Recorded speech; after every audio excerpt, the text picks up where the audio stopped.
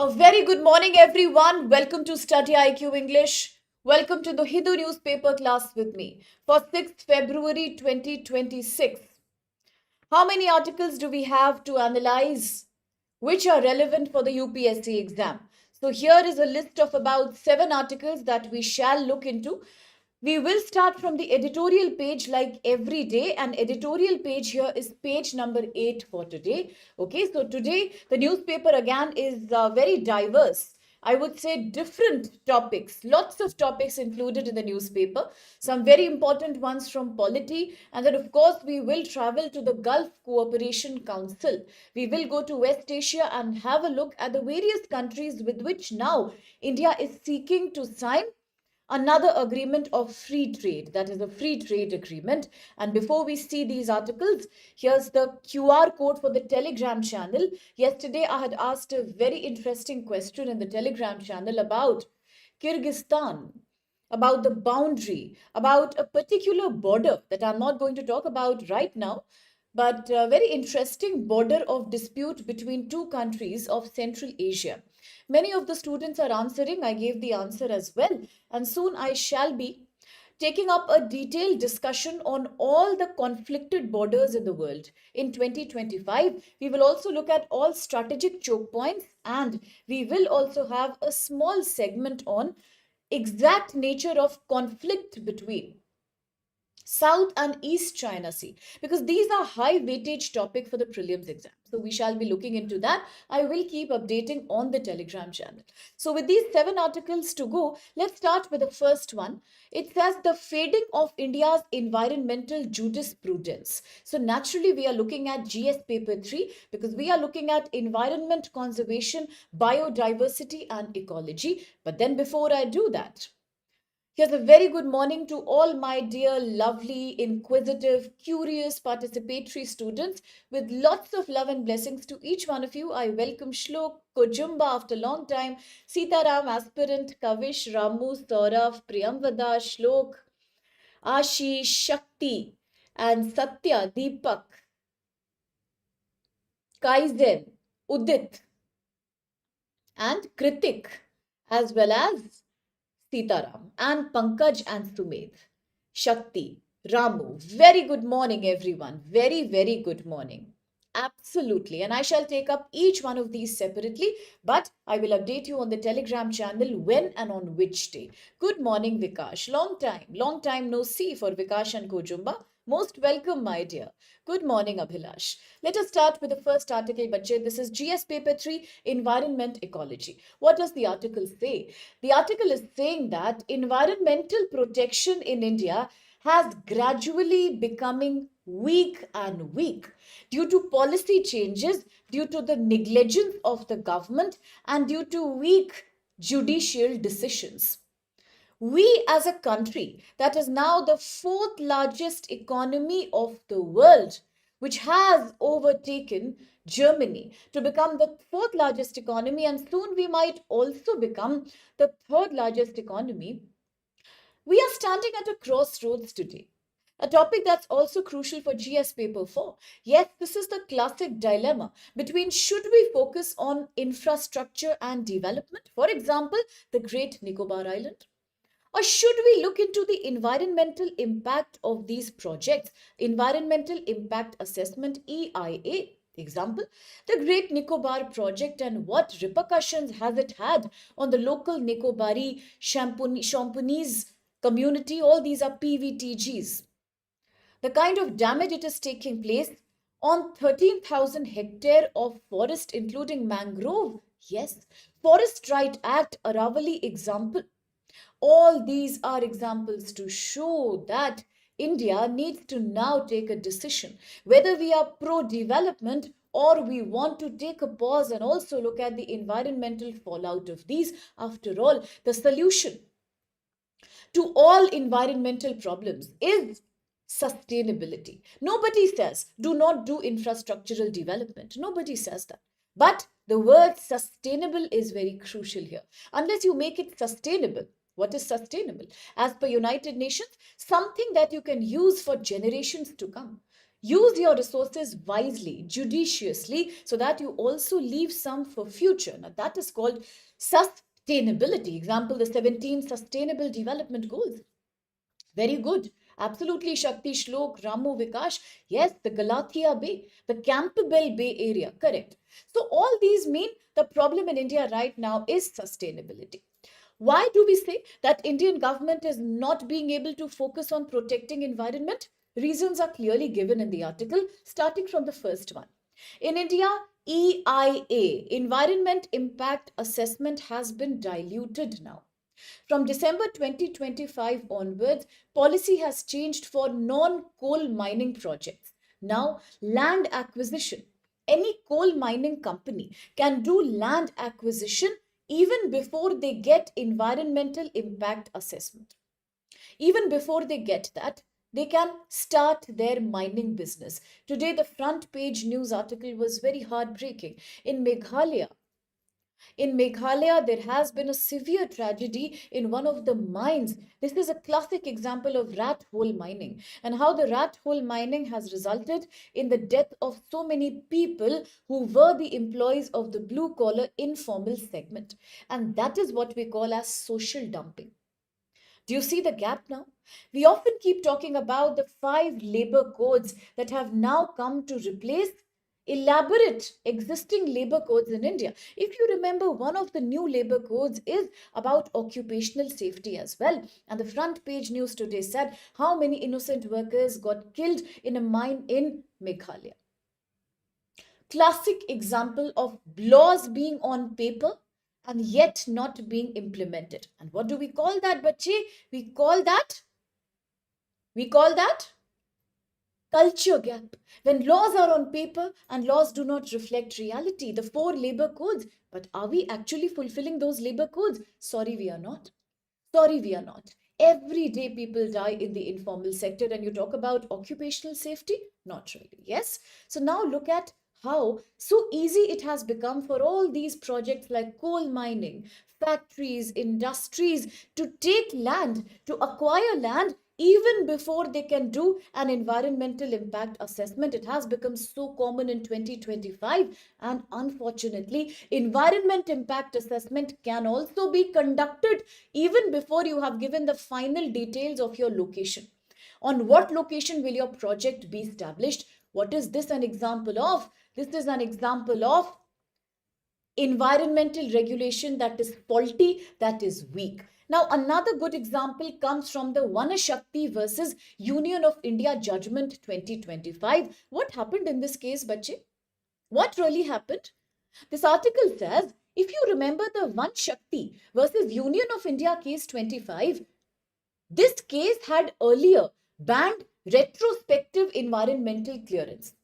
Clearly, the government and the Supreme Court had said, if you want to create an infrastructural project or a company or a factory, first take the environmental assessment impact approval and then you can start making your factory. You cannot do it on a retrospective basis that first I make my factory and later I take the approval from the government. That's not allowed in India. We do not allow retrospective environmental clearance, but Supreme Court is saying that retrospective clearance is alien to environmental jurisprudence. It is not justice. It is not called green justice. But despite that, much later the Supreme Court itself went back. Another bench of Supreme Court went back on its law and said, okay, in rare cases, emergency cases, we will allow retrospective clearance. What do you mean by that? What do you mean by that? What kind of a uniformity is this in court jurisdiction? It defies environmental jurisprudence. Now look at the Aravalli Hills controversy. The Aravalli Hill range is ecologically important and we all know that. We all know Aravalli prevents desertification in Delhi NCR. We all know Aravalli helps recharge of underground water. We all know Aravalli has biodiversity, it regulates the climate, but it is an eroded landscape. It is a low-lying landscape, one of the oldest landscape, one of the oldest mountain chains in the world, in fact. Earlier in 2004 and 2010, the government had given a ruling that Aravali are a complete ecological system and therefore we must protect them from mining and infrastructure. But in 2025, suddenly a controversy came when the Supreme Court said Aravali means 100 meters and above. Very good. 100 meters and above, which means anything, any part of Aravali that's below 100 meter in terms of height, altitude, it can be opened up for mining. And what logic does that mean? It means if you only allow above 100 meters as Aravali protected zone, you are opening 90% of Aravali. 90% of Aravali to mining and infrastructural devastation. What does this show? This means there is a lack of uniformity in jurisdictions. Yes? Then it also shows this is weakening of environmental protection and it is raising constitutional concerns. Why a constitutional concern? Because if you look at Article 21, it is called right to life, but under Supreme Court, right to a clean environment and right to clean air is also right to life. Look at Article 48A. Article 48A comes from Directive Principles of State Policy. It means the government must protect environment. Article 51 AG, fundamental duty of every citizen and every legal entity in India to protect climate, environment and natural biodiversity. Article 14, right to equality. People who inhabit these mountain areas are also Indian citizens and therefore you cannot cut forest. You cannot ask these people to relocate. You cannot destroy ecology. You can't be arbitrary because everybody has a right to equality. And all these articles mean you cannot afford to be selective when it comes to protecting your ecology. Now, very good examples have been written in this article regarding the same. Some examples written in this article are, look at the mangroves in Maharashtra. Now, whenever I say the word mangrove, I'm sure most of my students must be reminded of the largest wetland, Sundarban in West Bengal, plus Bhitarkanika in Odisha. I know that's what you're thinking about. But then we also have mangroves in Maharashtra. But the courts have allowed cutting of mangroves for infrastructure projects, including the Adani cementation factory in Raigad in 2025. Cutting mangroves could be a very faulty idea because mangroves are preventing the coast from flooding. Mangroves are preventing soil and land erosion, land submergence. Mangroves protect the coastline, they act as carbon sinks. They are hotspots of marine, salty water biodiversity like the gharial, the crocodile, and various kinds of turtles, and many more flora. At the same time, government argues that whenever we are cutting down a tree, good example, Great Nicobar Island. Government said if I am cutting 13,000 hectare of forest in the Great Nicobar, I will allow CAMPA for that. CAMPA for that. CAMPA is compensatory afforestation.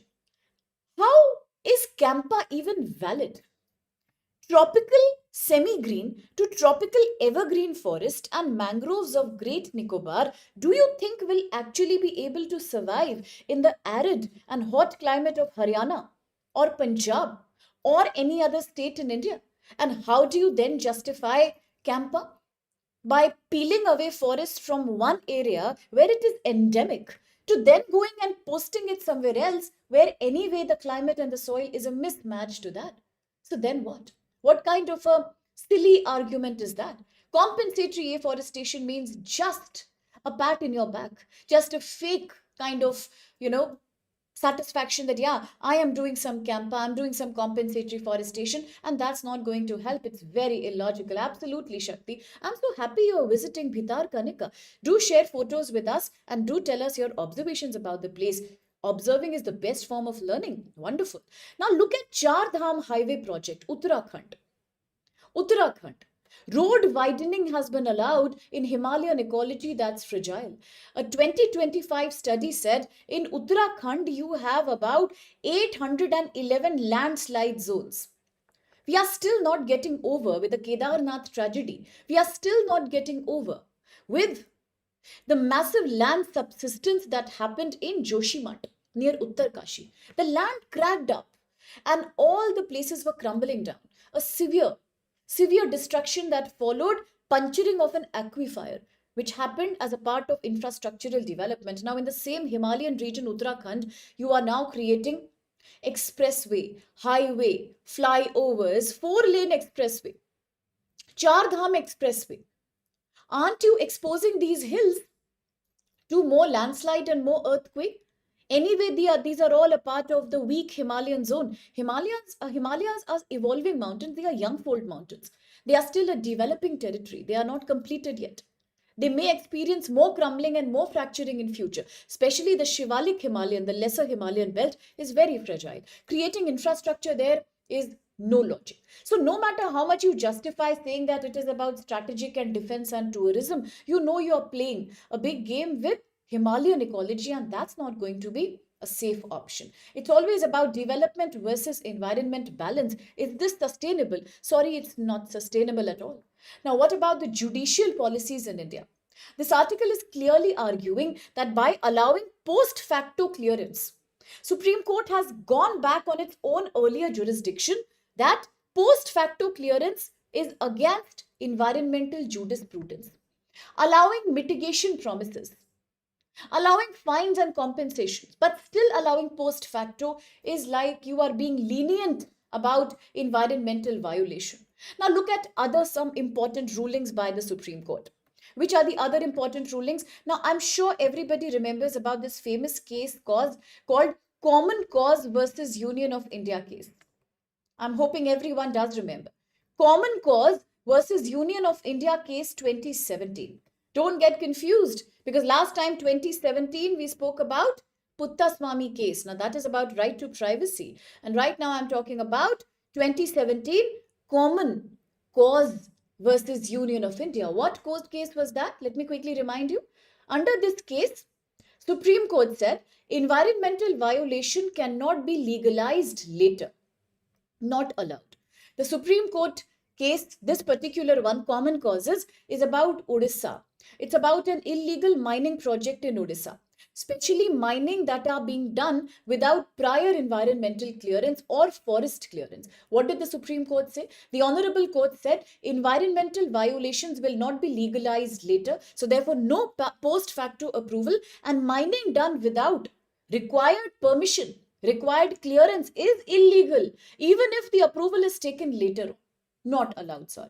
So environmental law must act as a deterrent. It is not merely a procedural formality. The court ordered mining companies to pay 100% compensation for the value of illegally mined minerals in this area. Then there are other court cases like MC Mehta versus Kamal Nath court case 1996. No need to learn, just listen to it. Under this court case, we talk about public trust doctrine. Public trust doctrine. I'll just quickly jot down here. Public trust doctrine. The case is from 1996. We often call it as MC Mehta case. What is this MC Mehta case all about? Somebody was mentioning about Himachal. What a beautiful, beautiful state. Now this case is also about Himachal. MC Mehta case. In this case, we are looking at environmental damage that happened to the Bias River in Himachal, where a private hotel was associated with a man called Mr. Kamal Nath. And they deliberately diverted the river's natural flow for their own commercial use. The issue was whether natural resource could be used for private commercial benefit. Sorry. In 2020, the Supreme Court has also said that rivers and wetlands are having a life. They are life forces. We must treat them the same way as we treat human life. They are life forces. They are not passive natural forces. The case came from Uttarakhand in 2020. So what did Supreme Court say in MC Mehta? In MC Mehta case, Supreme Court said river, forest, seashore, they belong to public. These are shared public goods.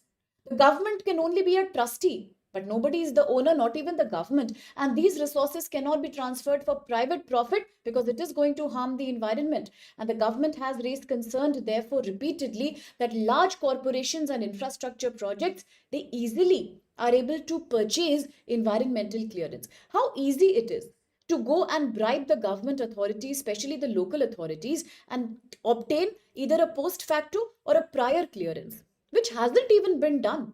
by undertaking proper environmental impact assessment, which is crucial, very, very important, under Environmental Protection Act 1985, 1986, very important. So this article says if we continue to give post facto clearance, if we go back on our own jurisdictions, if we allow commercial companies to mine, construct, deprive nature forces, then we are acting against public trust. And is there anything we can do here? Ensure strict enforcement. Prevent ease of doing business from become ease of doing environmental damage. I can summarize this article in a beautiful way by saying ease of doing business is not the same thing as ease of environmental damage. And that's exactly what this article had to say. Okay. Now, as Shlok is mentioning, it's a valid concern. There are too many court cases. We can also have a segment on only the important court cases that you should remember for prelims and mains exam. We can do that. Good question, Shakti. Post means after. So post facto clearance means when the damage has already been done, then you pay a fine for that. It is the opposite of preventive action. It's the opposite of deterrence. Example, if somebody tells me don't break this pen, okay, otherwise you will have to pay a fine of rupees 1 lakh. But for me, if I want some material inside this pen, now I want to decide whether I can take that material, but for that I have to break the pen. I will weigh my priorities. If that internal material in the pen is worth rupees 5 lakh, then it's a smart idea. I'll break that pen, take 4 lakh, give 1 lakh as fine. Post facto clearance, I am paying the fine, but I never bothered to take the approval. This is not preventive, this is post facto. Most companies can get away with that. Their profits are very high. So therefore, for them, giving a fine to the government, giving a compensation is nothing. But the toll it takes on environment is invaluable. So that's what it means. Retro means before, post, proto, after. Very good. Very good. Going back, absolutely. Very well said. Oh, no problem. It's completely fine, AB. Next time you will definitely clear the exam. Just maintain the focus and let's learn from the mistakes. No problem. No problem. Very good, Ramu. Thanks for summarizing that for us. Quickly, let's have a look at the question. Consider the following statements regarding environmental governance in India. 1. The Supreme Court, the Honorable Court, has interpreted right to clean and healthy environment as a part of Article 21 of Constitution. 2.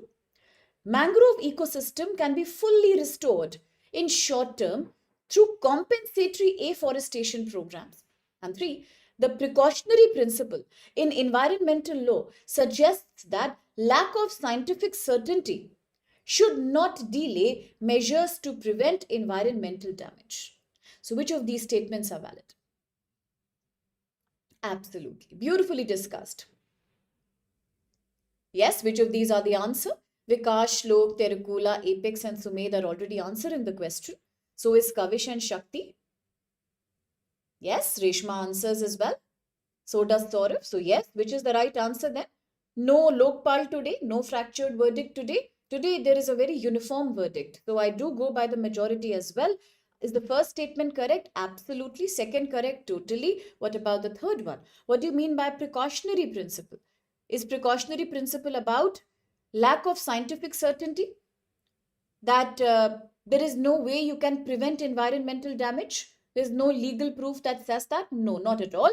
This is an opposite of precautionary principle. That means only the first and second could be valid, making A the right answer. Very well handled, Urupam, Satya, Kujumba. It cannot be fully restored. Oh, okay. Then in that case, yeah, absolutely. Second is the wrong one. Yes, my bad. Third is correct. Second is the wrong one. Why is second wrong? Second is wrong because mangroves cannot be fully restored. It's impossible. So whether it is Sundarban, whether it is Bhitar Kanika, whether it is in the Raigad area, Maharashtra, if you erase the mangrove, you are devastating coastal ecology. Plus, we have also discussed in detail. What have we discussed? In India, coastal regulation zone rules. In detail, we have discussed about these. That from 2019 onwards, we categorize them into 4 categories. Very important. Part 1, Part 2, Part 3, Part 4. And it is always about the location between the high tide line and the low tide line. We have spoken about it. Yes, so they cannot be restored. Second is not valid. He definitely A is the right answer. Round of applause because very good. Everyone has done really well. Okay. Now the next article is also editorial. Second is not correct at all. Impossible. How can mangroves be restored? No, they can't be. That's the whole big debate about the Great Nicobar. That's the whole big debate about Sundarban. Yes, very good. Thank you. My confusion for a second. Thank you. All right. Second article, more and less. More and less. The healthcare component of the budget 2026 is a mixed bag. What is a mixed bag? A mix of good and bad. A mix of good and bad. So, what is this article saying, and which UPSC syllabus, which topic can it be mapped to? It can be mapped once again to GS paper 2 because we are looking at health, vulnerable communities, social problems. Yes? Okay. Please focus. 2026 budget is here. Since 2-3 days, we have been talking about only two things. Finance Commission 16th, various controversies. The budget 26-27, various controversies. What about the health allocation in this budget? Very good, Terukula and Shlo.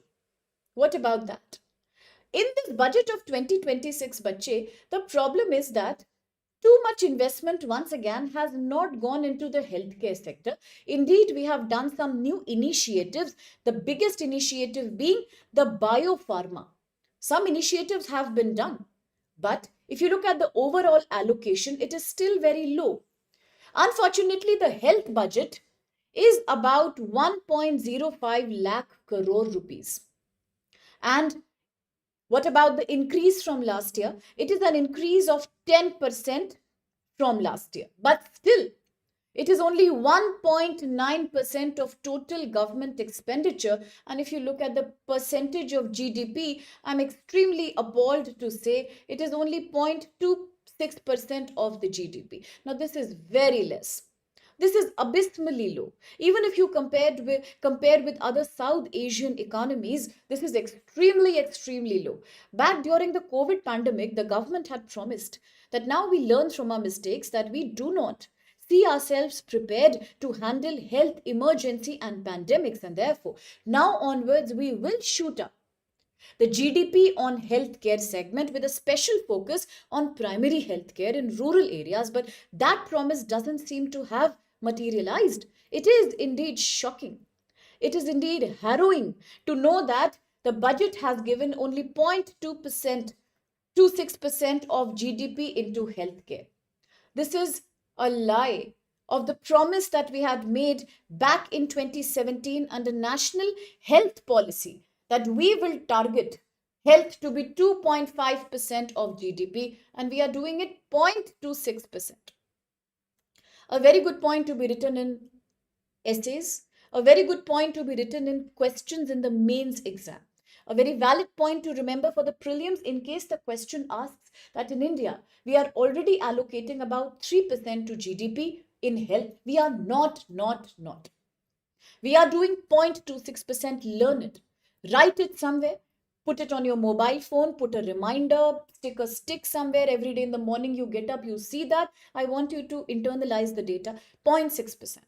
A complete belittling of the promise of 2017, which was 2.5%. Okay. Now, what are the main concerns, therefore, in the article? The biggest concern is that although the budget has made certain tall promises like the Biopharma Shakti scheme, and we are giving rupees 10,000 crore into that, what is the aim of that scheme? The aim is to improve manufacturing in India for biologics and biosimilars. Yes, biotechnology will be the priority. We will also strengthen research and development in this area. Ultimately, we are trying to create so many, more than 1,000 clinical trial sites across India, where we are experimenting with new vaccines. Now here, mRNA technology also becomes very important. mRNA. mRNA technology is something India will now invest in through biopharma, which is a key technology to manufacture the latest vaccines for various diseases. Recently, India made its own indigenous vaccine for cancer.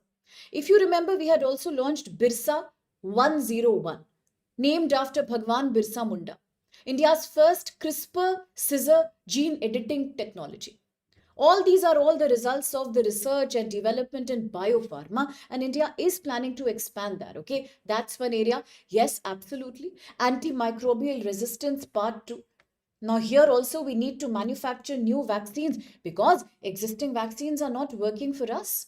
Existing antibiotics are not working for us. Like, for example, MDR and XDR tuberculosis, that could be a valid example here. Yes. So, despite all this investment and despite more money now being spent on medical institute, yes, we are now investing in more mental health care institute. We are spreading more cancer care hospitals, more hospitals to take care of non-communicable chronic diseases. We are also going to upgrade existing hospitals with main focus on pharmaceutical education. Mental, physical, psychological health infrastructure will be expanded. And how can we expand that? The biggest way to expand that will be the government is now planning to train 1 lakh allied healthcare professionals. Also, the government is now planning to train 1.5 lakh elderly care workers. What did I just say? Elderly care workers. Why do we need so many elderly care workers? Because India is now going to become a grey society very soon. Kerala already has the highest geriatric population. Other states will have soon. Generally, southern Indian states which have a fertility rate below 1.7 will definitely become a grey society dominated by elderly population, and therefore our priority now will also be to invest in the pink collar workforce. Pink collar workforce to take care of the elderly geriatric people, and we are training people for that, a key part of vocational skill. It will generate jobs, it will take care of the silver economy. Absolutely, Terukula. This is important because now fertility rate is falling, societies are becoming old. And what measures are we taking to improve all that? Now, this budget has done something which is very special. A very good thing the budget has done is to reduce the custom duty. The budget has reduced custom duty on the import of 17 cancer medicines. 17 cancer medicines. We have given a duty relief on medicines for rare disease treatment. We have done tax reduction for medical and educational remittances from 5 to 2%. All these steps mean we are now trying to reduce treatment cost. But still there are concerns that you can't deny. What is the biggest concern? Low public health spending. If you remember, Bache, in the last 2 days, you and I have repeatedly spoken about capex expenditure, capital expenditure. That in the budget this time and in the Finance Commission, the government says, I want more fiscal space, I want more money, and I want to spend more on capex, capital expenditure, machine, equipment, investment asset. And I don't want to spend much on revenue expenditure, day-to-day routine expenditure. But can't you see the paradox here? Can my students see the paradox here? In the budget, we are increasing capex expenditure. But in the healthcare sector, we are not able to allocate more than 10% money since last budget. Only 0.26% of GDP is going to health. I am asking a question. Is investment in healthcare not a capex? Is it not a capex? Is it not a long-term asset? Is demographic dividend not an asset? So by denying investment in healthcare, are you justifying increasing capex expenditure to 12.2? Are we? Because health and population and human resource is the biggest resource for India. Can't we understand that? Yes. So therefore, there is a big dichotomy here. That is something, yes, human resource investment, A&M, ASHA, Anganwadi, these are paramedics. And what about the general public healthcare itself? Therefore, this is a problematic area. Health spending is way below National Health Policy 27 target. Target was 2.5%. What did you achieve? 0.26%. Is this not about denying capex investment in human resource? It is. The budget is not a major milestone today for public health. We have increased in defense. Good job. But not increasing in health is just taking few steps back. Now, if you look at the National Health Mission funding, very bad. Because under the National Health Mission, we had decided that we are going to invest, the central government will invest on primary healthcare. When you say primary healthcare, you know you are talking about ASHA workers also, increasing their salary, giving them more pension or social welfare. Why? Because under Social Security Code 2020, they also deserve some rights. ANM, auxiliary nurse midwife, Anganwadi, primary healthcare centers for the poor, vaccine, birth control equipment, menstrual equipment, various kind of supplements, diagnostic, they need that, right? Similarly, maternal health, similarly, rural healthcare services. But rather than increasing spending on that, the central government, in the process of demanding more fiscal space, has actually reduced the amount of money that it used to give to the state government to implement all these health missions. All of these health missions under National Health Mission. States are spending more today because of poor financial devolution, fiscal devolution. Reduced central contribution to the states are creating uneven outcomes across states. Poor states cannot finance for these. Janani Suraksha, Matritva Vandana. Yes, or many more schemes regarding Anganwadi or say Palna scheme or Poshan scheme, whatever you call it. State governments have a limited budget. Anyway, they are dependent on market borrowings. And today, even the divisible pool has not increased from 41. In fact, it has declined because of cess and surcharge. Plus, when the government says, I am not giving money to you, I am not giving money to you for Manriga. Now it is the VBGRAM. I am not giving money for Matritva Vandana, PM Shri, or any other scheme under National Health Mission. You will have unequal outcomes. States with more finance will create better outcomes. States with poor finance, people will suffer. What is the core idea of this article, therefore? The core idea is that the budget should have focused more on primary health, preventive health, vaccine, national health mission, because it is about capital investment only. But the budget has not done that. Rather, the budget chooses to focus even out of this 0.26% on health into pharmaceutical manufacturing, research and development, medical infrastructure, skill development, but is not ready to spend anything on public health. We are not providing universal and equitable healthcare system, and that is a complaint this article is raising. No more money for revenue deficit, Reshma. Very good. And why will revenue deficit come in the first place? If the states keep spending more than they earn, they will have revenue deficit. They are already having revenue deficits. How will they spend on national health mission? And why doesn't the center understand that center allocation means a lot in that case, especially to poor states? Yes? So that's a big question here. Absolutely. The state subjects are definitely finding a neglect here in all these budget and finance commissions. Very good. Absolutely. And a big controversy had emerged in Kerala a few months before, when Kerala and Tamil Nadu said, just because we don't want to implement the three-language formula of the new education policy 2020, the government says, I'm not giving money under PM Shri scheme. How valid is that? Is that not kind of a financial conditional situation that you're creating? You are right. So that's what. Quickly, the question. Consider the following statements regarding healthcare component of this budget. 1. The total healthcare allocation in union budget is more than 1 lakh crore. Second, the union government has already achieved the national health policy target of spending 2.5% on GDP on health. And 3, the Biopharma Shakti scheme aims to promote manufacturing of biologics and biosimilars in India. So which of these are correct? Absolutely, Santosh. Absolutely, AB. It is declining day by day. Bloating expenses. Well said. So, Kavish, AB, Reshma, Vikash, Shlok, Kritik already answered. Aspirant, Shakti Sitaram Terukula already answered. Pranarithi, Shinobi, Reshma, she has given the data also. Totally correct. No fractured verdict, no need for the Lokpal. 1 is correct, 3 is correct, 2nd is correct, absolutely no. As Reshma says, only 0.26% you are achieving, then how can you say 2.5 we are allocating? Yes, well done. Big round of applause. No split in the verdict. Excellent performance. Quickly, let's proceed with the third article for the day, Bachian. What is the third article trying to say? Now, once again, we will have to look at the budget for a minute. Yes, you did, Terukula, as you were talking about the biopharma.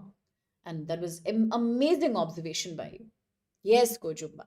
Quickly, let's answer the next article. Let's decode the next article. Bacha, this is also editorial and this is also defense. This is also budget, but this time we are looking at defense. Defense segment of the budget, the defense budget as such. Let's quickly summarize. Yes? Yes, Vikash, absolutely. What does the article say, Bache? Article is saying that the budget 2026 has significantly, now look at the paradox. In the previous article, we are complaining that the budget has not spent 2.6% of GDP on health as promised. We have spent 0.26%. Immediately, this article is changing the discourse. Now our focus is going on budget, and in defense, the budget has actually spent more than expected. So this article says, in the defense sector, budget 2026 has increased spending and modernization efforts. But two things to remember very clearly. Even in the defense budget, we have now increased money for capital expenditure, like modernization of equipment, infrastructure, and latest weapons.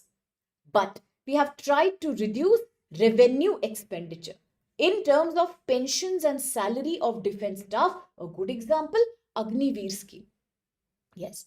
At the same time, there are still issues that are causing problems, and these issues are bureaucratic delays and the lack of research and development, the lack of adequate contribution from private companies, and the lack of innovation. That is what we are trying to look at. Lack of innovation.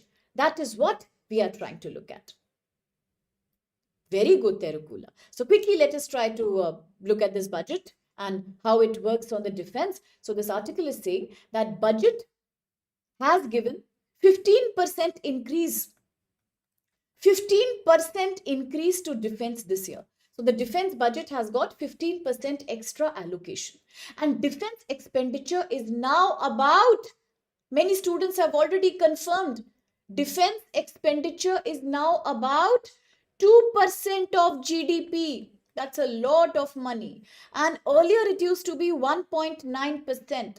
Now it has become 2% of GDP totally.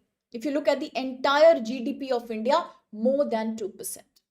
Looking at this issue as India is working towards Atmanirbharta, India is looking towards making itself more secure from uncertain neighbors like China, Pakistan. It is a great achievement. What is the budget trying to do? Let's please understand. One, increase in defense spending. As I just said, the defense budget has seen a 15% rise. Defense expenditure is now 2% of GDP. Next is modernization. Capital expenditure, I repeat, capital asset expenditure has increased by over 22%. Increased. Therefore, capital expenditure has increased, revenue expenditure. And where is the capital expenditure going? It is going to new equipment and new technology. Third, if you look at the allocation in terms of sector and service wise, so listen to it little carefully. Indian Air Force has seen 32% increase. Indian Army has seen 30% increase in terms of heavy vehicles and weapons, and Navy only 3% increase. Yes, so Navy only 3% increase. Navy is less. Why? Because it is linked to better indigenization and fund utilization capacity. So Navy is lesser, but the remaining two wings are much higher. Now look at the next one, defense production and exports. This is a positive development. As somebody just said, the biggest arms importer we used to be. Today we are trying to become arms exporter. Look at BrahMos.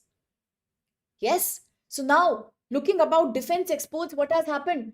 75% of procurement budget has been reserved for domestic industry. Is that not a great thing?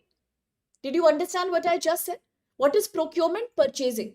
Whenever the defense forces will buy new equipment now, they will not buy from foreign companies and foreign manufacturers. Yes, they will buy from Indian manufacturers, domestic manufacturers, Atmanirbharta.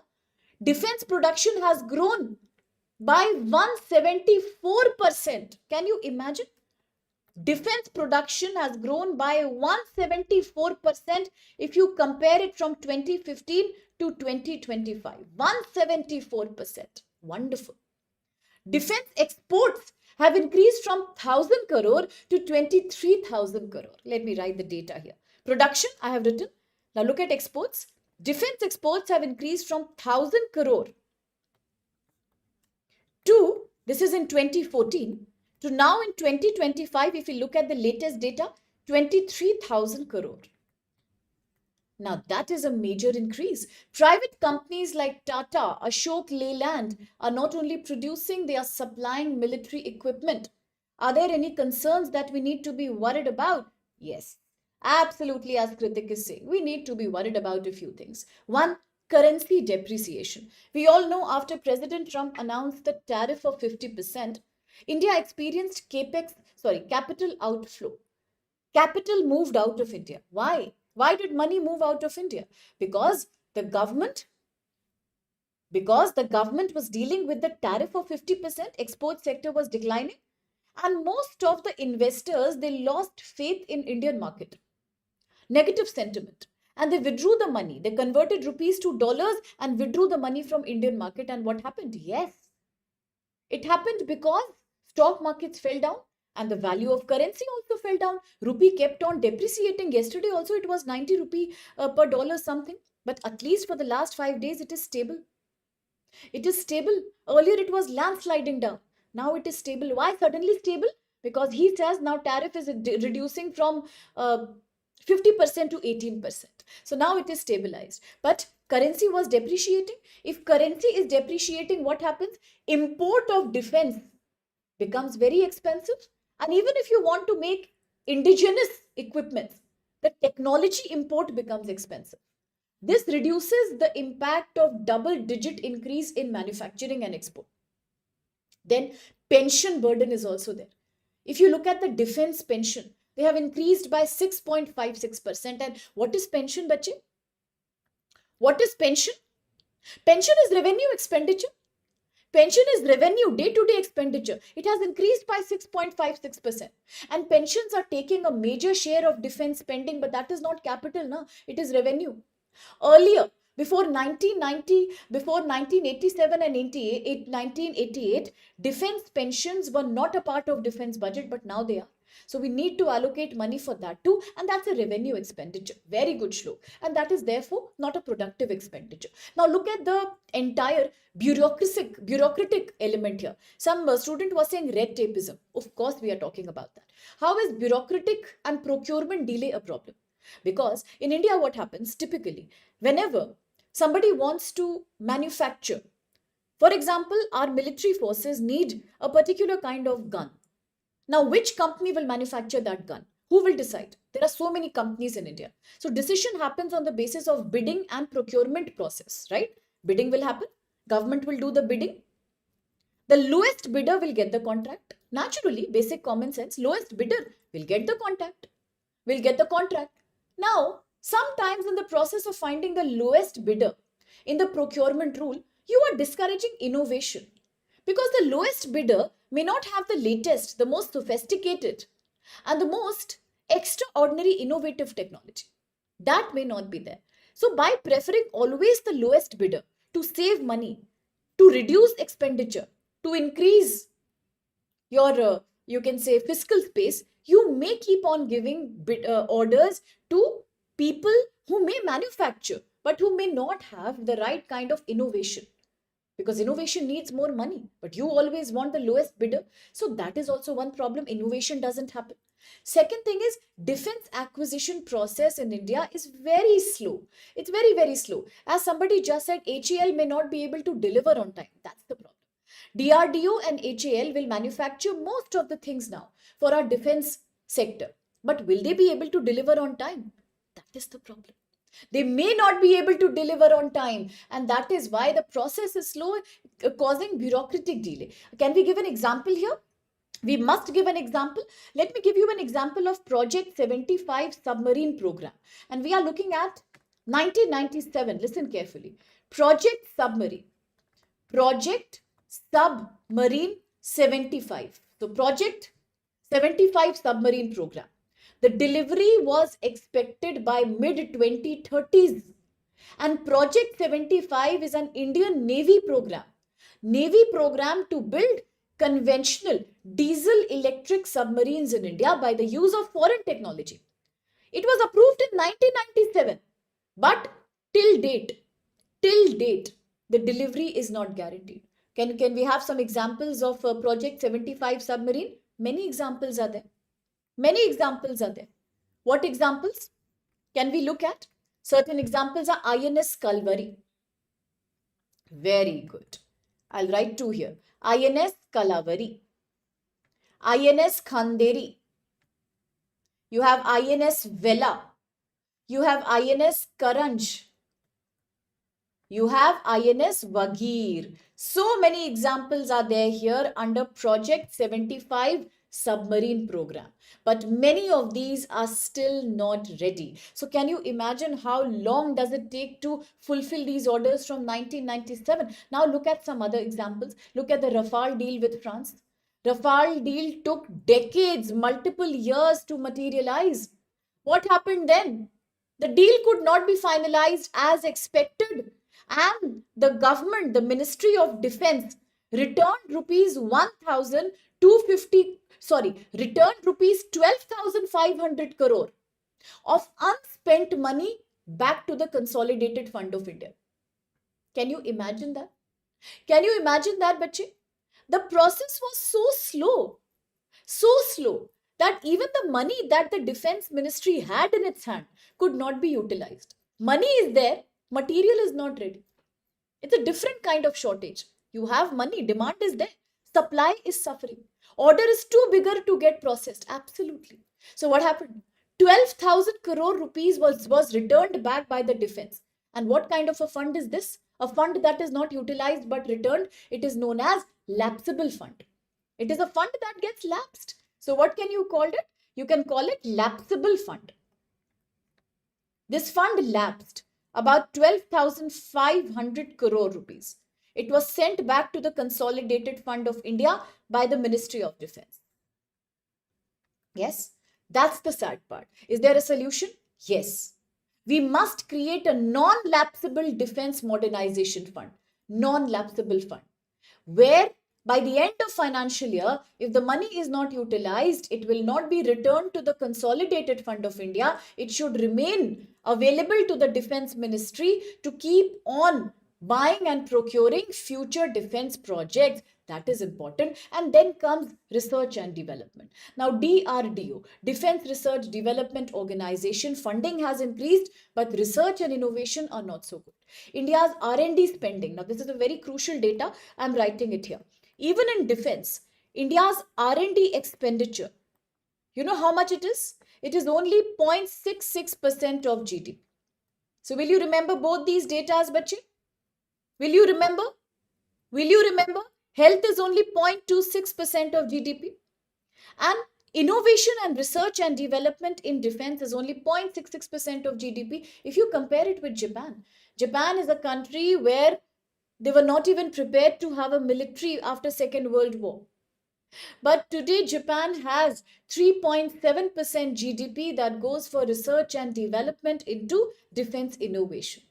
Private sector and R&D participation in India is still very limited. So therefore, if you look at the defense budget today, this article is saying what I just told you in the beginning, defense expenditure should never be seen as a liability. It should always be seen as investment, whether it is education, whether it is defense. Both are in the form of capex expenditure. This is capital expenditure. It is something that is giving an asset to India. For example, even if you look at the Border Road Organization. Now, Border Road Organization had supported a great program, and that is known as Vibrant Villages program. I don't know how many of you remember that program. Very famous. Vibrant Villages program. It was created by the Border Road Organization in India. And when was it done? It was done in 2023. What did this program mean? It is a central government scheme launched in 2023 to develop remote villages along India's northern border, especially where line of actual control near China. So all these villages were revitalized with infrastructure. What was the aim? To create infrastructure, employment opportunity, to prevent migration from border villages, to strengthen border security through the participation of local people. Yes, to strengthen involvement of people. The idea is that vibrant border villages mean more national security.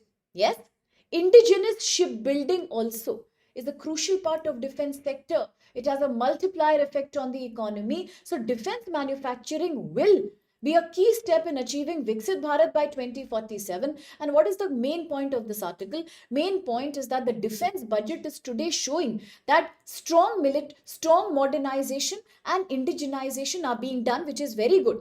But we still need to have more systematic reforms, especially R&D, innovation, quicken the process of procurement, make a non-lapsable budget. All these are the key things the article is talking about. I hope it's clear to everyone. Let's quickly do a question. Consider the following statements regarding India's defense sector development in the budget 26. 1. Capital expenditure in the defense budget has grown faster than revenue expenditure. Second, Indian Navy received highest percentage increase in allocation among the three armed forces. Second, 3, 75% of defense capital procurement budget in the budget has been earmarked, reserved for domestic industry. And 4, India's defense exports have increased significantly since 2014. Which of these are valid? Answered by aspirant, Reshma, Shlok, anybody else? Vikash? Anybody else? What about my dear Terukula, Kojumba? Eric is not there today. Limbs is answering. Terukula answers. What about my dear Sitaram? Waiting for Ramu's answer. Iba, Urapam, Madhav, they're all answering. Great. Kojumba answers. Sitaram answers. Kavish, Santosh, Limbs. Everyone says it's B. Are you sure? Once again, no Lokpal is needed. Let's break down. First is correct. Has the capital expenditure in defense grown faster than revenue expenditure? Looks correct. Second, the Indian Navy received highest percentage of allocation. I'm sorry, no. Navy has received only 3%. Reshma clarifies. Second cannot be correct. If second is not correct, then through elimination also we can see B is the right answer. Always eliminate. 3, 75% of defense capital procurement has been given to domestic. Yes, totally. Atmanirbhar Bharat, DRDO, HAL, Tata, Ashok Leyland. 4, India's defense exports have increased significantly. Yes, they have. Well, at some point of time, it used to be only 1,000 crore. Today, 23,000 crore. So it's correct. Yes?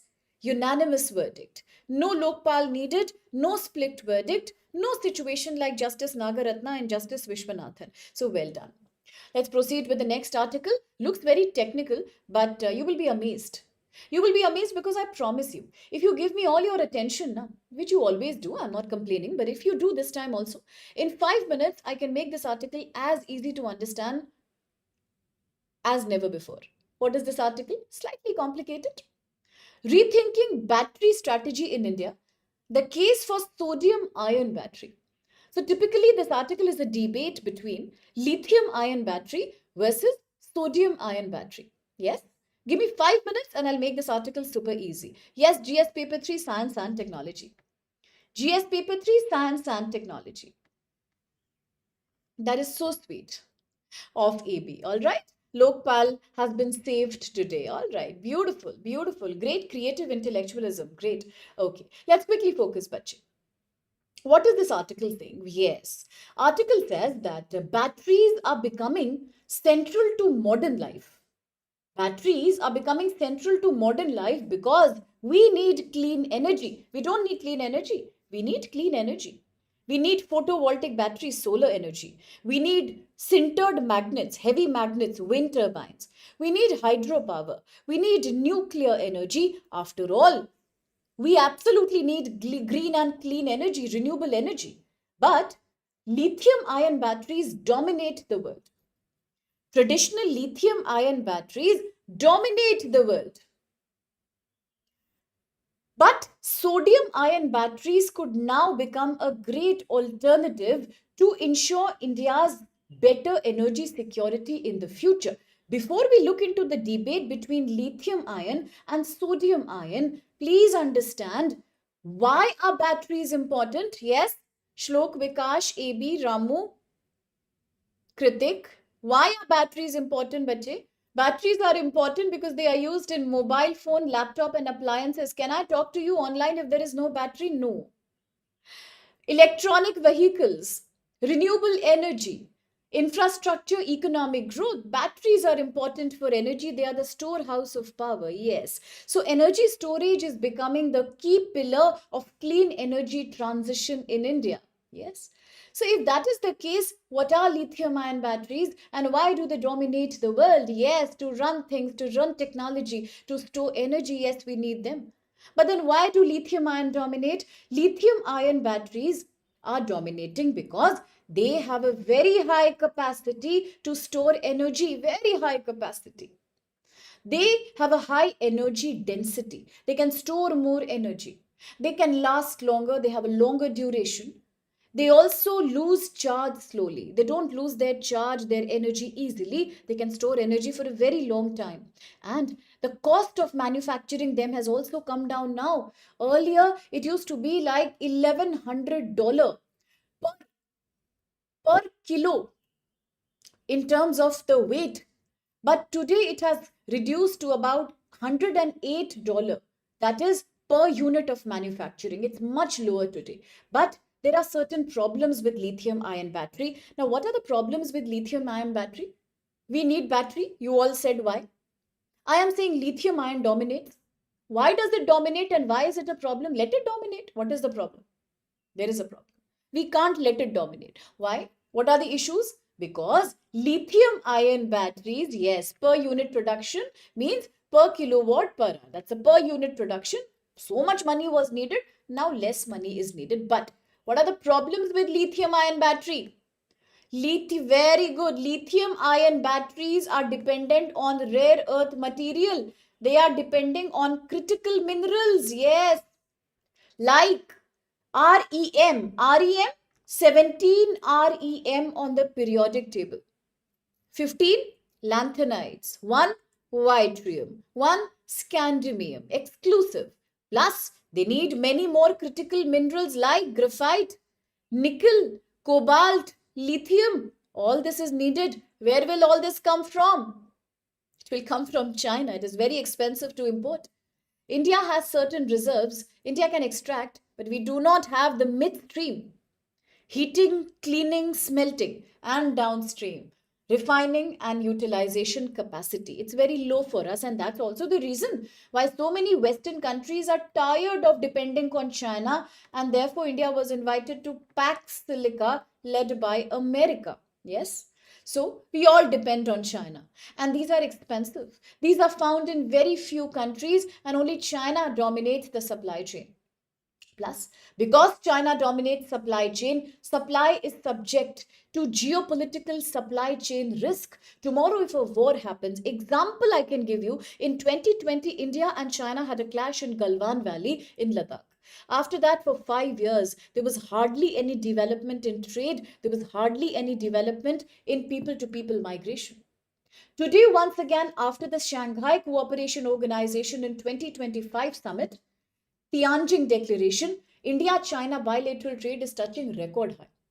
But you see, any time a border controversy happens, recently it happened in Sakshgam Valley near Siachen, trade suffers. And if trade suffers, you can't depend on one country for supply. China is unpredictable. Plus, it is also vulnerable to price fluctuation. It is too expensive to buy. This creates a supply chain problem. And no wonder, even if India wants to expand its capacity of lithium ion, this dependence on rare earth material is not sustainable. So, what can India do to solve the problem? India has done. India is trying to create indigenous Atmanirbhar capacity for battery manufacturing. Example, India launched a PLI scheme, production linked incentive scheme, that if private companies can manufacture too much output of batteries, government will give them subsidies and concessions and rewards. That was PLI. PLI was given for advanced chemistry cells. It was given from 2021. We also achieved progress, yes. About 40 gigawatt per hour capacity was allocated.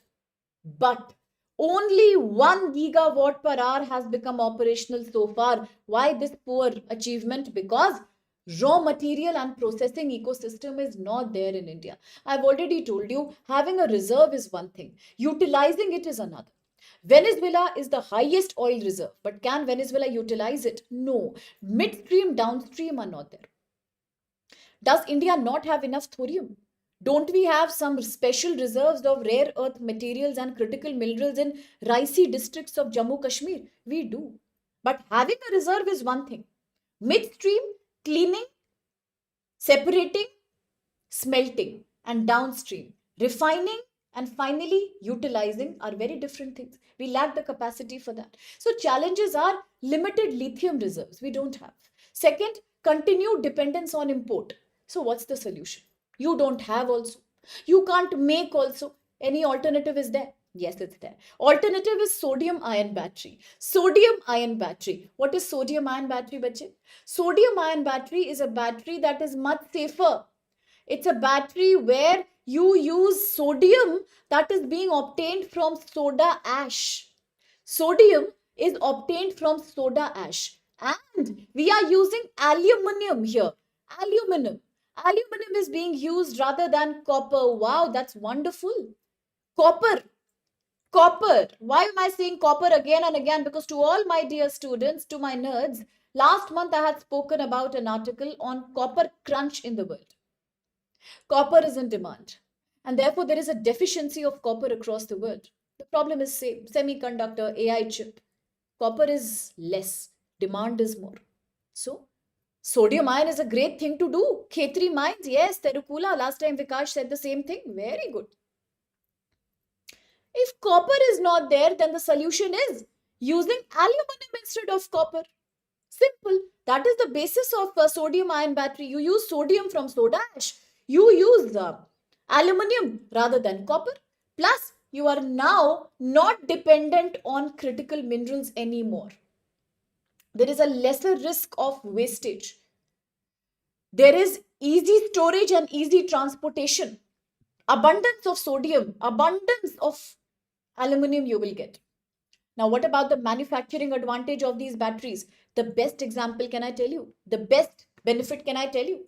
The best benefit, bache, is that sodium ion can be manufactured from existing lithium ion batteries with minor changes. Minor changes. Existing lithium ion manufacturing lines can be adapted immediately to start manufacturing sodium ion. Only minor process change is required. For example, you need slightly strong vacuum dyeing process. There's a process called vacuum dyeing that has to be really a little more strong here. Apart from that, hardly any change. So that means there is no capital investment, only profit with easily available material and lesser time. Supply chain, it will reduce your dependent on China. It will reduce your expenditure. You will be less exposed to global uncertainty. And this is a great solution. Is there a limitation here also? Yes, there is a limitation because sodium ion battery in India right now has a lesser energy density capacity. Now, definitely, if you compare both the batteries with each other, sodium ion is cheaper, it's quicker, it's easy to make. But lithium ion, although it uses lithium, graphite, copper, more expensive, more disastrous to climate, and more import dependence, but it has a higher capacity to store energy, higher energy density. Sodium ion, lesser energy density. That's one problem. But despite that, the gap is now getting overcome because of technological improvements.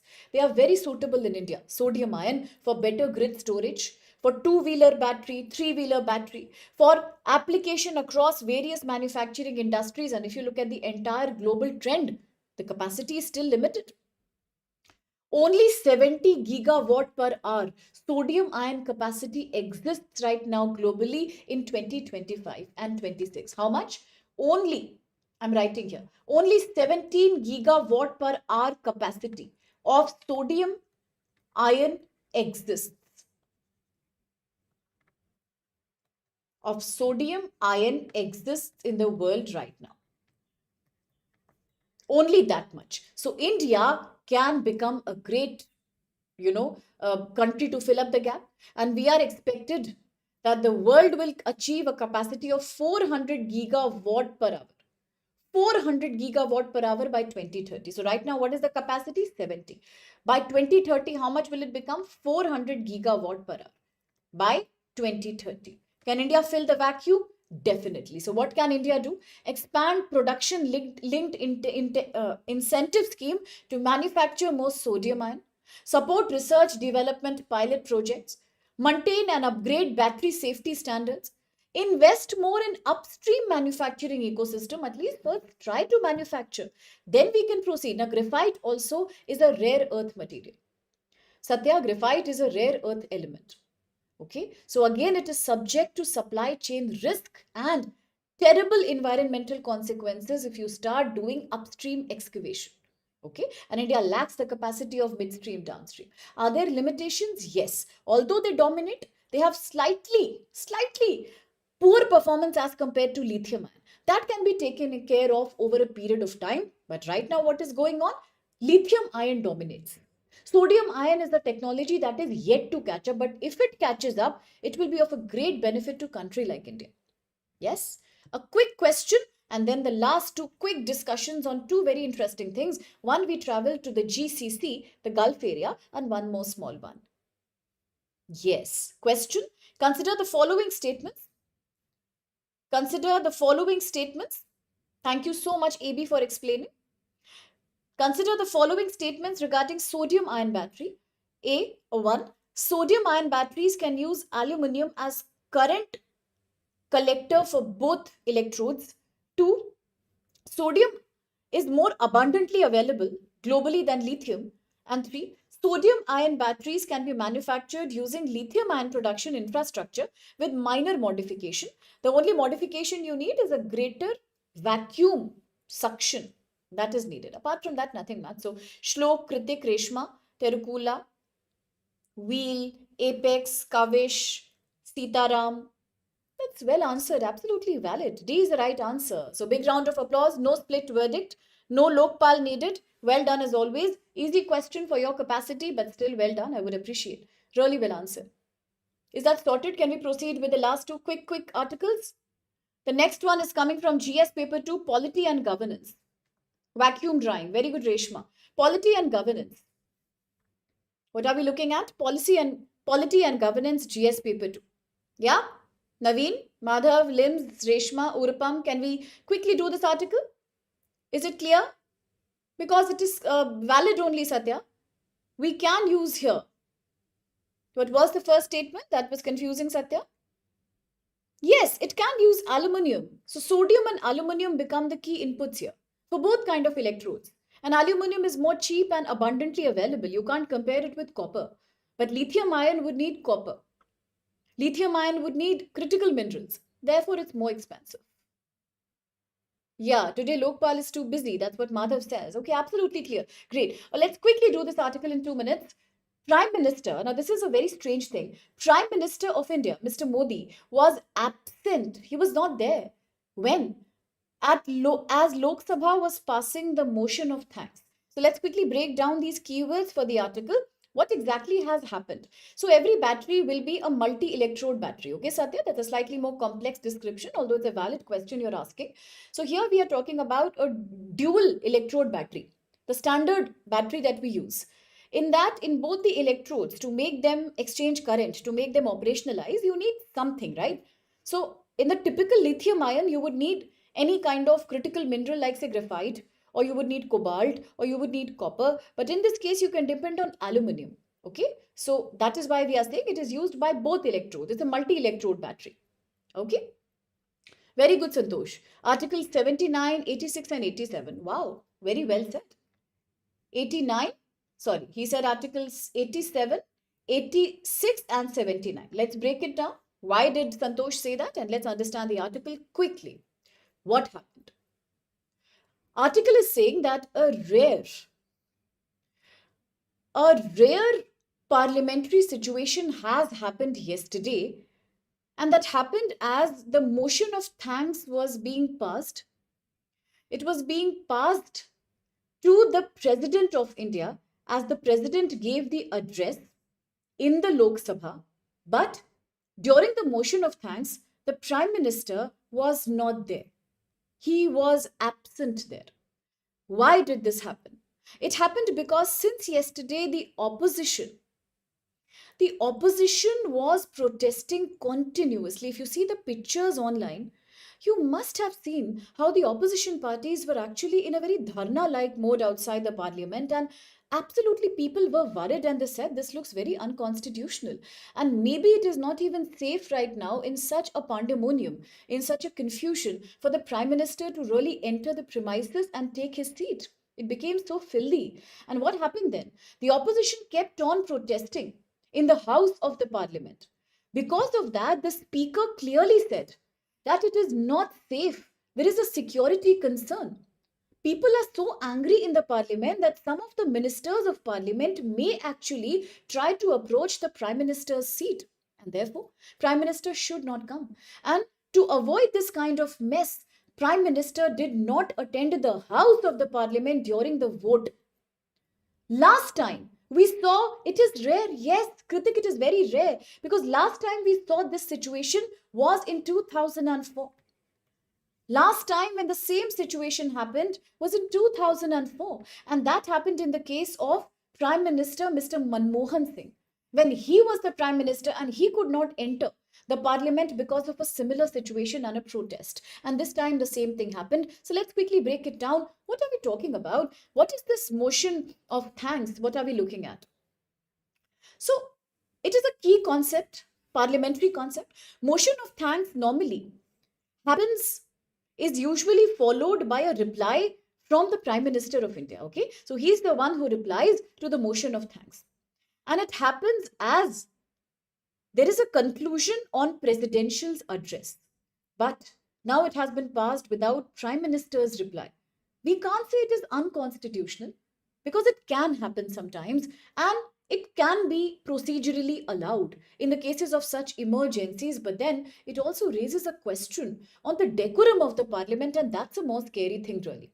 Talking about this key concept, now if you look at the motion of thanks, we need to go back to Article 87 of the Constitution, quite like what Santosh was talking about initially. So we are looking at Article 87. I repeat, so please remember everyone. Article 87. Article 87 of the Indian Constitution says it deals with presidential address to the Parliament. Yes, presidential address to the Parliament.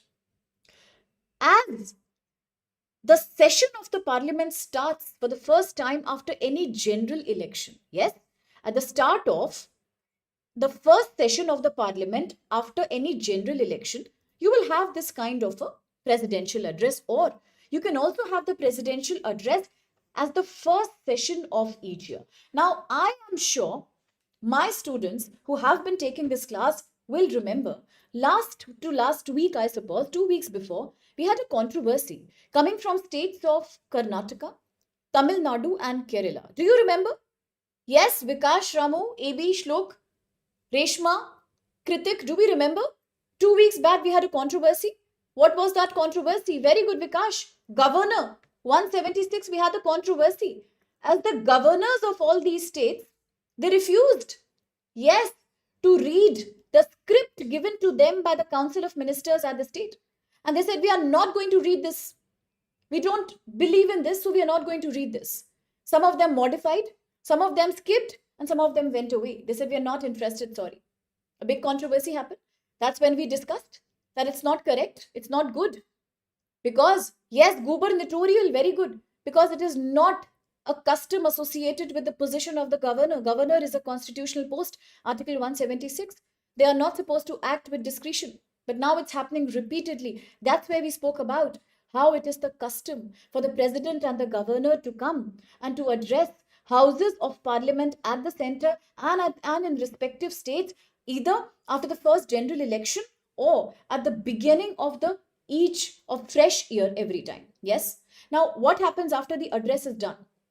After the address is done, both houses of the parliament discuss it. They talk about it. And they pass a motion of thanks. Yes, they pass a motion of thanks. And ministers of parliament debate about government's policies and programs. They talk about how can we move amendments to criticize the government if we want to. And the debate usually, once it's finished, it is ended by the reply by Prime Minister. And finally, then the motion is put to vote in each house of the parliament. But this time, what happened? This time, Prime Minister was not there to reply after the motion of thanks was done. And this is a little bit of deviation from the standard parliamentary protocol. Last time it happened in 2004. Now it's happening again. It just shows the lack of decorum, okay? That's what we are talking about. So what can we learn from this article? Apart from the controversy between BJP and Congress, now that's not really our cup of tea because we are here for the academic benefit, not really the political gimmicks between the political parties. For us, we can learn Article 87. That is presidential address to the parliament at the first session and at the first session after election. We must learn Governor Article 176. We must understand apart from this customary speech at the beginning of every fresh session, at any other time also, if the president feels he wants to address one or two houses of parliament, he can. It is allowed. Yes? So Article 86 and 87 talk about it. Very good. Is it clear to everyone? I hope it is. Now the last article for the day quickly, and where are we going? So today we are traveling somewhere, and this time I'm taking you to the Gulf area, to the West Asian area. What has happened? Let me quickly summarize in the last 2 minutes. So but you please listen with focus. India and the Gulf Cooperation Council, the GCC, they have signed the first formal step towards signing a bigger free trade agreement, FTA. In the last few days, we have seen the mother of all the FTA, India and EU.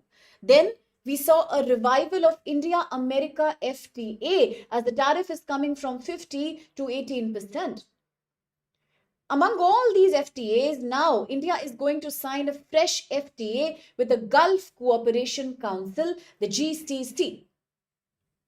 It has all started by the first step of signing the terms of reference as negotiations from both sides have already started. Very good question. What is GCC? What is GCC? What do you mean by the Gulf Cooperation Council? So the Gulf Cooperation Council is it is the largest merchandise as a goods, services. So what is GCC? GCC is the largest, one of the largest geopolitical and economic union. What is it? It is the largest geopolitical and economic union for India, comprising Saudi Arabia, UAE, Qatar, Kuwait, Oman and Bahrain. Yes, as we talk about GCC, the biggest word that comes in our mind is oil. Yes, oil, these are all oil-rich countries. Majority of these countries you will find in OPEC as well and OPEC plus as well. Yes, so that's what they are. All these are oil-rich countries of West Asia. Please focus on the map for a minute. So what is the Gulf Cooperation Council? I repeat, Gulf Cooperation Council is a body. It is a geopolitical and economic union. It is comprised of these countries including Oman. It includes UAE. It includes Qatar. It includes Oman. It includes Bahrain. And it includes Kuwait. These are the group. When was it created? It was created back in 1981. 1981. And where was it signed? It was signed in Riyadh. It was signed in Saudi Arabia, Riyadh, because Saudi is also a key member. So this group that is typically marked in brown color in this map is the GCC. So I'll write down here. The brown color nations represent GCC. Obviously, all these are oil rich, so majority of them are also overlapping with OPEC membership. Very well reminded, Vikash, because we just read in the news about Indus Valley civilization, we must remember Dilmun and Magan. And what were these? Oman and Bahrain. Right? Now, there are two more things you should remember from this article. One, the Gulf Cooperation Council is India's largest merchandise trading partner group, even bigger than the 27 country European Union and America combined merchandise trade. If you combine America and EU merchandise trade with India, that briefly equals to the GCC trade that India does. So India's merchandise trade with GCC is highest in the world. Yes, and do remember for India, it is a very important economic union. You already know it was signed in 1981. It's headquartered in Riyadh, that's Saudi Arabia. And what does it do? It is a very vital platform for India right now because of the talks about the FTA that have started. Now, what are the objectives behind this new FTA? What does India get? An increase in goods of trade and services, encouraged investment, people to people migration, strengthen economic strategic relations, more predictable trade relations. Why is it important for India? It is important for India. Mercantile trade in goods, commodities. Merchandise means merchant items, goods, commodities, electronics, gems and jewelry, food products, all these. Yes? Very good, very good. No, it's not. Now, why is it important for India? It is important because the Gulf cooperation countries are major oil suppliers to India. So, one thing it's important for India is that the GCC countries are major suppliers of oil and energy to India. They provide employment opportunities to so many Indian workers. Three, all these countries are crucial for India's connectivity to Europe under the IMEC corridor announced in 2023, India, Middle East, Europe Economic Corridor. Relation with these countries is key for India's strategic presence in the Central Asian region. This agreement will provide us jobs, people migration. It will improve trade diversification, trade surplus, very good slope. Plus, it also helps in giving Indian workers security, those who are working in the Gulf region. So, whether it's energy security, whether it's employment opportunity, it is really a great deal. What do you need to remember? Main thing is you need to look at the map here very well. You can see the big Saudi Arabia on the Red Sea. Look at Kuwait, a tiny little country on the top. Yes? From there, just look at the Persian Gulf. Come down to Qatar. You all know Qatar was in the news because of the Al Udeid Air Base, the largest American air base, military air base in Qatar. Al Udeid Air Base. I talked about it. Below that, you see Doha. Doha round of discussions. Don't forget the capital, Doha. Slide a little bit down and look at UAE. You know there is one country that is not mentioned here because it is not a member of GCC, but that country is also very important to global politics, Yemen. Yemen, a huge land boundary with Saudi Arabia. What happens in Yemen? North Yemen, Houthi rebellion, Iran. South Yemen, UAE, Southern Transition Council that has now surrendered. Then Saudi Arabia's efforts at maintaining peace in Yemen, a very important mountain range that exists in the boundary of Saudi and Yemen, Terukula, Sitaram, Vikash, Reshma, Ramu, Shlok, Abhilash. Which mountain range? Asir mountain range is here. Is it not here? It is here, right? So Yemen is a proxy war between Saudi, Iran and UAE. Very good. Kurdish, very good. We spoke about the Kurdish area. Overlying areas like Iraq, Syria, Golan Height comes in the picture. Turkey. Yes. Now look at the rich country Oman. What does Oman have? Oman has Duqm Port. Duqm Port has strategic access to India. Dilmun Magan. Oman is a rich country. India recently signed comprehensive economic trade agreement with Oman. Look at the capital Muscat. Yes. Now look at the small UAE. What happens in UAE? Where you reach Abu Dhabi, there is a thin point that almost kind of invades the area of Iran here. And what develops in this area? What strait develops in this area? Strait of Hormuz. In the left side, in the Red Sea, Yemen, what is created? Bab al-Mandeb Strait. So will you remember the map, everyone? Makan, we don't know, bache. NCRT says Makan. Recent PIB said Magan. So we don't know. Magan, Makan, somebody says something, somebody says something. Understand the broad concept. Okay? Yes? Yes? Nobody will forget this map? On Telegram, I'm going to have a special segment now. I will have a Zoom class very soon. It will be on 3 topics. All the choke points, all the straits, entire South and East China Sea. I will have it very soon before the prelims. Nobody is going to forget anything, okay? That's it. Now, I wanted to end the class early because I'm taking too much of your time, but I can't help it. It's not really but newspaper is lengthy. What to do? Okay, last 1 minute. Just last 1 minute. I don't want to completely skip this one. In 2 minutes, I'll summarize everything. This is GS Paper 3, Energy Security Economy. We are looking at DISCOM. What is DISCOM? India's power distribution companies. India's power distribution companies. These are called DISCOM.